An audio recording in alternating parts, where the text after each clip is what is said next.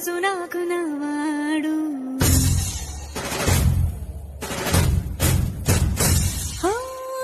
మాట పెడుసైనా మనసులో వెన్న రాయిలా ఉన్నవాడిలోన దేవుడెవరికి తెలుసును నాకన్నా.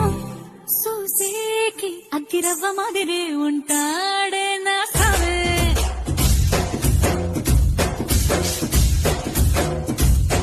మెత్తాని పత్తి పువ్వుల మరి సంటాడే నా సావే.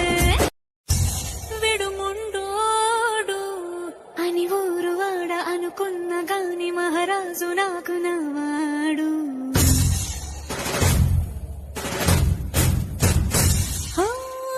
మాట పెడుసై